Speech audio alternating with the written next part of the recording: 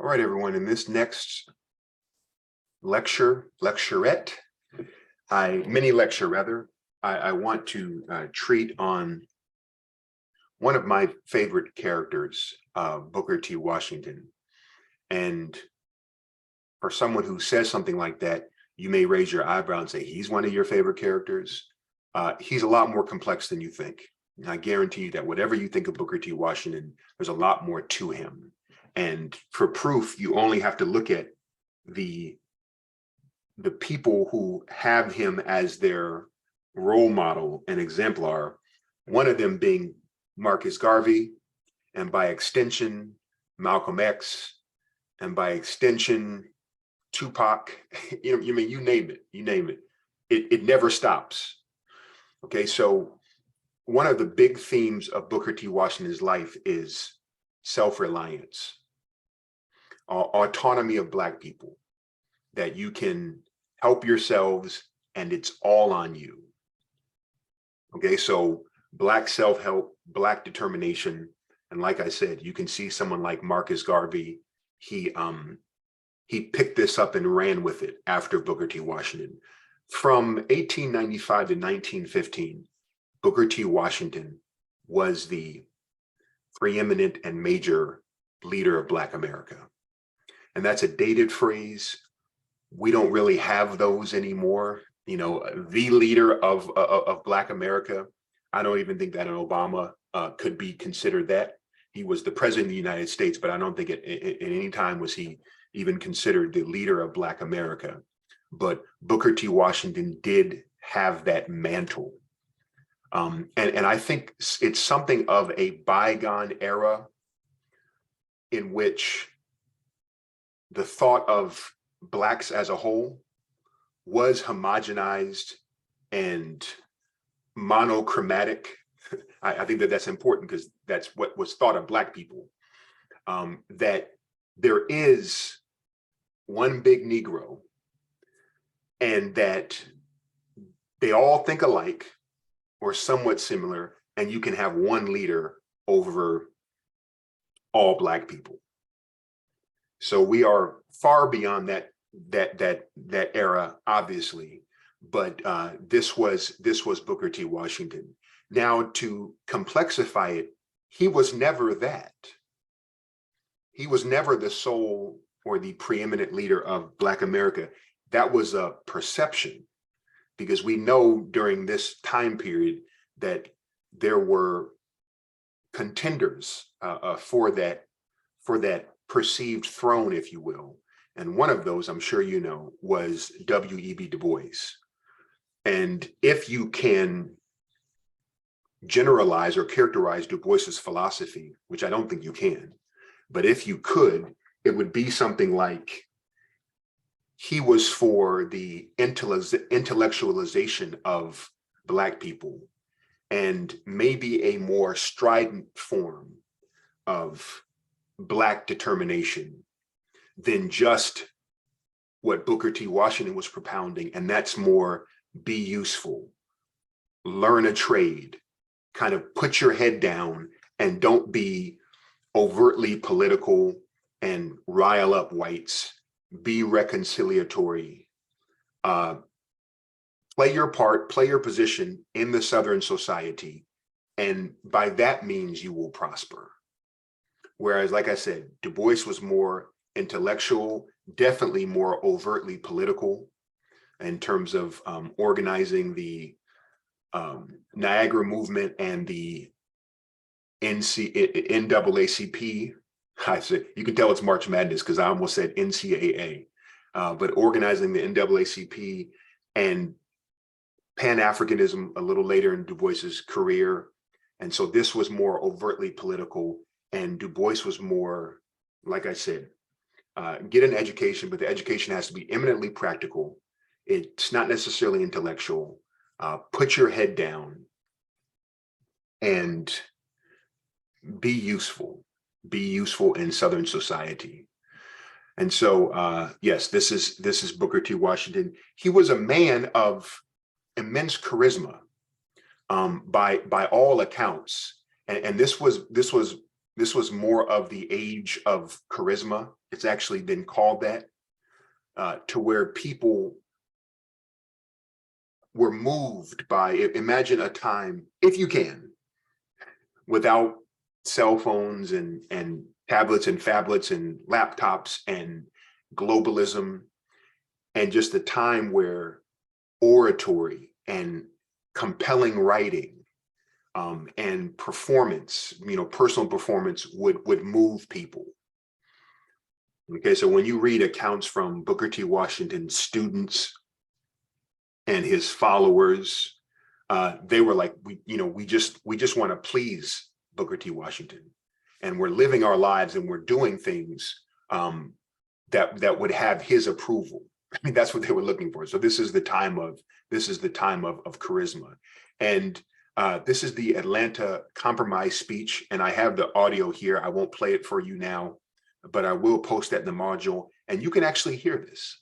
You can actually hear him giving the speech. I understand that this is a later recording of it, so it's not the 1895 speech, but he did make a later recording of it, and this is what he's most known for. I'm covering sort of some of the things that he have survived about Booker T. Washington.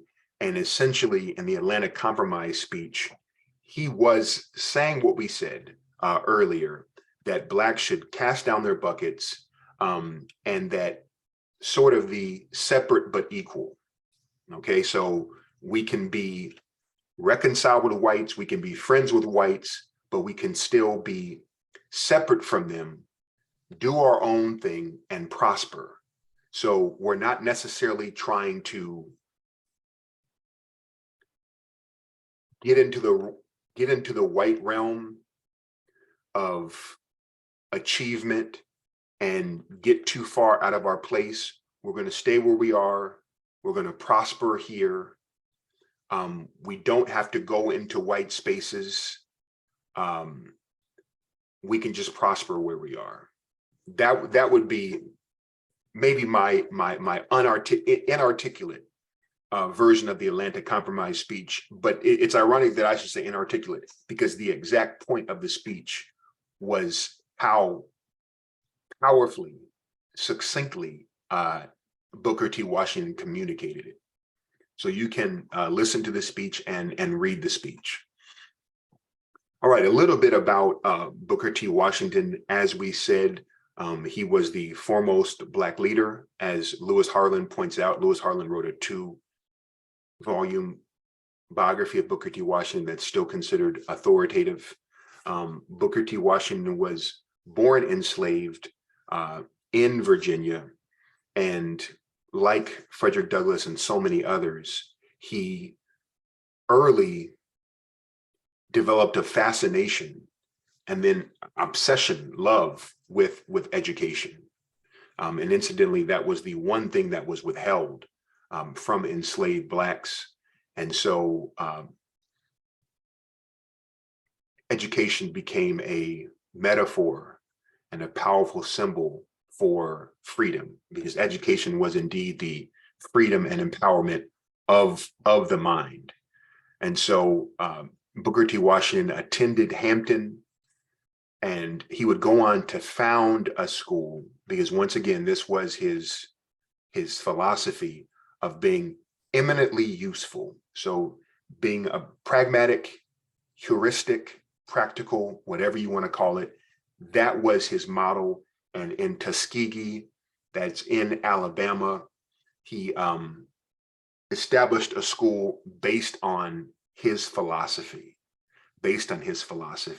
Now, the complexity of Booker T. Washington is that as the school president, for much of his career, he was gaining support for the school and tapping white philanthropists and white donors to support the school.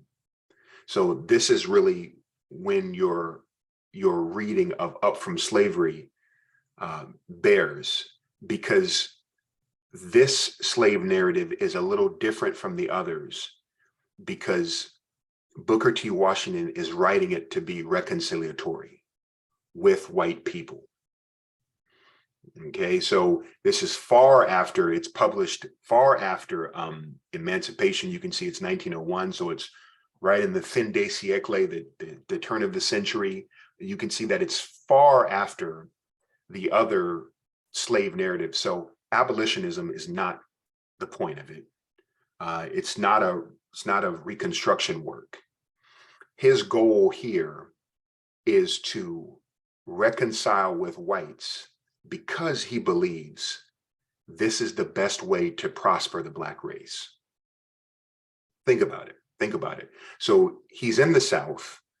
Du Bois sometimes is, he's in Tennessee, he's in Atlanta, he's in Wilberforce in Ohio, he's in different places. Of course, Du Bois was born in Massachusetts. So you can kind of see the different philosophies come into being from where these men are and what their position is in society. So as president of Tuskegee, president of a Black school, Booker T is saying, I'm surrounded by white people. This can be a volatile population, whites. There is white terrorism. There is systematic white supremacy, discrimination. There is squabbling and fighting over jobs and employment. There is a ubiquitous fear from whites, from us taking whatever, their women, their jobs, their money, their livelihood, their status in society. So let me write something that frames slavery and my experience in a reconciliatory manner. So this is what Booker T. Washington is doing in Up From Slavery. And in this sense, it is a unique, perhaps sui generis slave narrative, because I think, you can correct me, but I think that this is the only slave narrative written by the president of a school, of a Black school. I think that that's a pretty safe thing to say. And I want you to read it as very rhetorically poised and polished to advance Booker T. Washington's philosophy. Once again, in order for Blacks to survive in the South, they need white support. And basically, I think for whites to not leave them alone, but to just let them stay in their lane and to prosper that way. Now, one of the complexities that I mentioned about Booker T. Washington is that the entire time that he was, quote unquote, an Uncle Tom or cooning for white people, or however you want to say it. Like I said, I have a work here, a somewhat recent work, but Uncle Tom or New Negro, Booker T. Washington has been accused of being an Uncle Tom or a coon or a Sambo or a sellout. But Lewis Harlan and other people reveal in their biographies of Booker T. Washington that he was getting money from these white donors with this reconciliatory message. Hey, we forgive you for slavery. It wasn't that bad. We just want to be your friends now. He was taking the money that he was getting from white donors and funding sometimes militant Black organizations. So you really have to put yourself in the position of Booker T. Washington and think, was it the best? Was it the safest strategy, being in the midst of the Deep South, to be militant? Could all Blacks do that and be safe? Is that the tactic you want to take in this thing? Okay, I mean, it's a good question. It's a good question. And so these are some of the basics. It's a slave narrative. It's an autobiography. It's a Bildungsroman. They believe that it was ghostwritten, that Booker T. Washington didn't exactly write this, but he stamped it. It has a stamp of approval on it, and his philosophies are definitely in there. And this actually proceeded the story of my life and work, and there was a later work. So like Frederick Douglass, he did write three autobiographies roughly. Okay, three autobiographies roughly. And this was really because of the commercial demand. People wanted to hear about him and know about him. So this is not a solipsistic exercise, similar to someone like Mark Twain. Okay, so the plot is the standard slave narrative. He was born in Virginia, born enslaved in Virginia. He was emancipated with his family at the end of the Civil War, and that is the part of the slave narrative that is usually the most riveting. But because everyone was free, at least politically, by the time that Booker T. Washington wrote this, that wasn't the apogee anymore. That wasn't the climax of it. Okay, because it already happened and everyone knew that. All right, so he has a sort of struggle that mirrors or reflects the previous Black captives in slave narratives, but it's not about getting emancipation. It's more about getting an education and getting out of the coal mines. So he learns to read and he gets schooling. He attends Hampton and he opens a school for Blacks in West Virginia. He teaches at Hampton. He starts Tuskegee, and then he prospers as an educator and Black leader. So this is drawing on the trope, which I think that Booker T. Washington would concur with, this trope of pull yourself up by your own bootstraps, the American dream, starting from nothing and becoming something that he believes that every Black person can accomplish. Okay, so some of the major themes of this work, this is where the work is controversial, but like I said, you have to understand where he's coming from. He's reconciling. Once again, he's the leader of Black America. So he's saying, as leader, I have to be responsible. And to me, being responsible is not stirring up anger or animosity over slavery, which is now more than 3 decades old. It's been eradicated for 3 decades. I don't want to stir up any anger. And there were many formerly enslaved Blacks still in society. And so he's actually saying, and please read this. And I know that you will indeed read the entire Up From Slavery, but what he's saying is that slavery was providential and that God almost willed it. It was almost in God's providence. And because of slavery, we were brought here. You'll see a little bit of the strains of Phyllis Wheatley. Okay, he says that we were Christianized here, we were civilized here. And so instead of being, the Southern killing fields, or many enslaved Blacks called it a hell without fires and all of this, Booker T. Washington is saying that slavery was providential. Okay. Another thing that he stresses is the dignity of labor. After enslavement, well, first of all, there was a lot of legerdemain. There was a lot of deception toward the end of slavery and its aftermath and Reconstruction. And this is one of the many ironies of white supremacy, and we covered this, that whites were sexually exploiting Blacks, especially Black women, during slavery, but then the same whites claim that Black women were over-sexualized and Black men were over-sexualized. And so during slavery, Blacks did all of the work for, the white slave masters, or the yeoman's portion of the work. And then Blacks were characterized as being lazy by them. And so these are some of these baffling ironies. And so, but there was some, and Booker T. Washington underscores this, that there were some Blacks who were like, we don't want to work on the level that we were working on before, or not even that. Booker T. Washington was pointing to the trend, at least that he observed in the South, that we just spent, and our ancestors were laboring in the field, so we're now better than that. Okay, and this is the context of more agricultural slavery. We've spoken of all the myriad types of slavery there were, and this is not to say that it was not sophisticated. And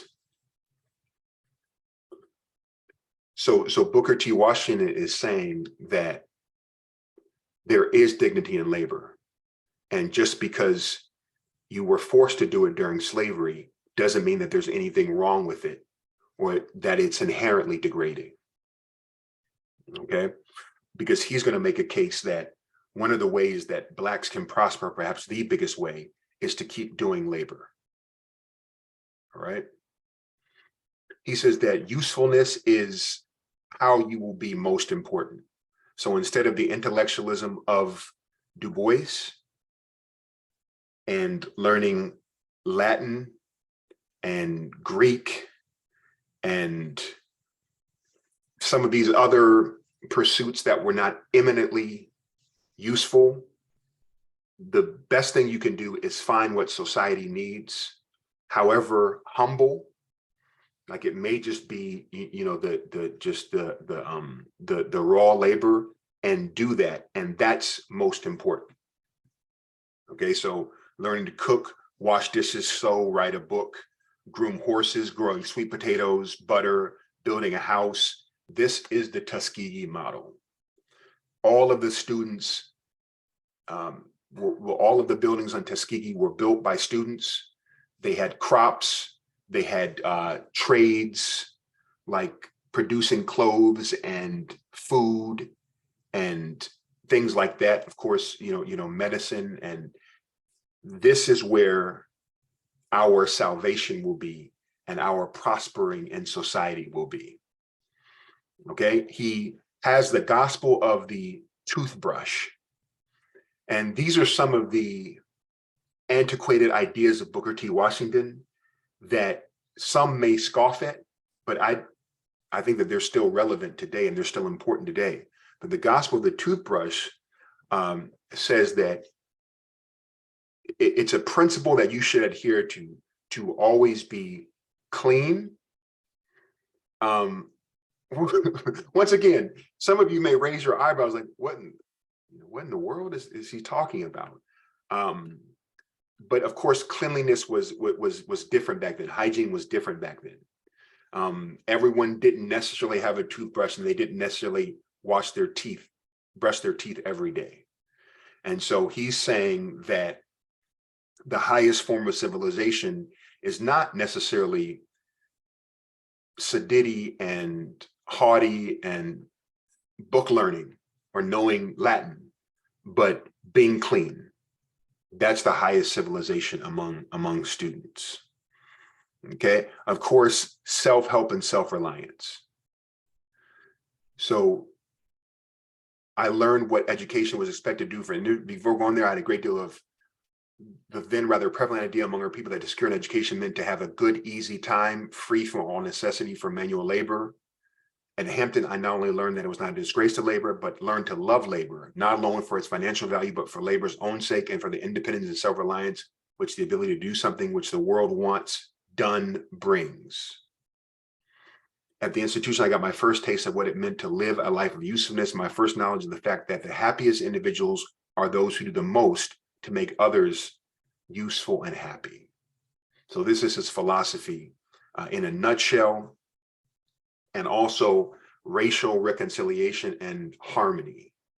It is now long ago that I learned this lesson from General Armstrong and resolved that I would permit no man, no matter what his color might be, to narrow and degrade my soul by making me hate him. With God's help, I believe that I've completely reared myself of any ill feeling toward the Southern white man for any wrong that he may have inflicted upon my race. I am made to feel just as happy now when I am rendering service to the Southern white man as when the service is rendered to a member of my own race. I pity from the bottom of my heart any individual who is so unfortunate as to get into the habit of holding race prejudice. So this was his doctrine. Once again, you are reading a leader of Black America. This is not a book that the person is saying, well, this is just my opinion. Booker T. Washington was thinking, and this is his leadership persona, but this was also a reality, that what I say and what I write is going to be followed by a lot of people. So I'm going to say and write what is safe for all Black people to follow. So read it like this. And along that line, Blacks should not agitate politically.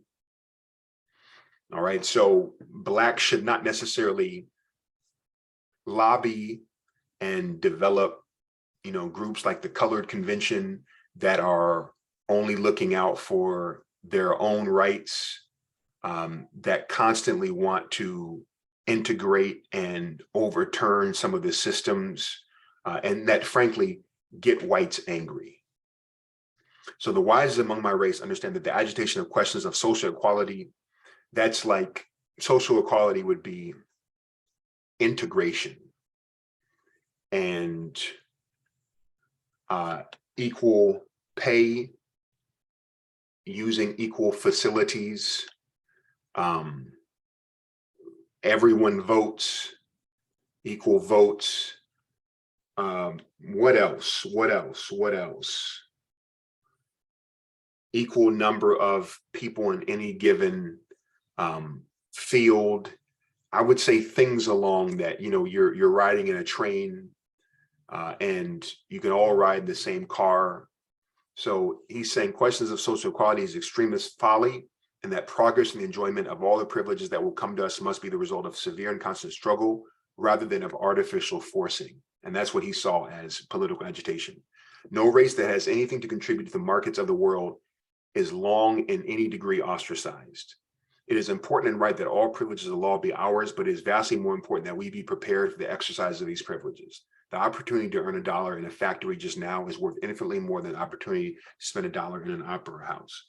So you still kind of see this, or you hear Blacks talking about this today, and that is that our political agitation is one thing, and I've heard this a lot, but if you just get money, so every Black person just gets money, that will do what all the agitating is doing. Okay, and that you often hear them say other groups and other races don't politically agitate, they just get money and they have their rights. I don't think that's true on a number of levels. What other races do, what we do, if we just did that, then this would happen, all that stuff. And we could get into that later, why that's not true. But this is something like what Booker T. Washington was saying then. Okay, that, and the artificial forcing was the politics as he saw it. Okay, cooperation of races, this is another thing. Let's not be antagonistic toward each other anymore. Let's cooperate. So he saw Black prospering, Black flourishing as only happening if the whites were on board with that and if the whites helped. Okay, so that is the end of this lecture. I just wanted to give you a frame and a way to think about Up from Slavery. I think it's fun reading. I think it's enjoyable. And this is something that Booker T. Washington and Frederick Douglass, I think these were the two most popular slave narratives, best-selling slave narratives. I think that that's something that they really zeroed in on. Compelling and engaging the reader above everything else. The language is very simple. The thoughts are profound, I think, in each of these, but the language is extremely simple and the delivery is in a narrative format. There is some editorializing. So I'll give a part of my life and then I'll have an aside or a digression that makes a point that I want you to get from that vignette. But it's very easy reading, and like Douglass's 3 autobiographies, this was also a bestseller. Okay, so happy reading.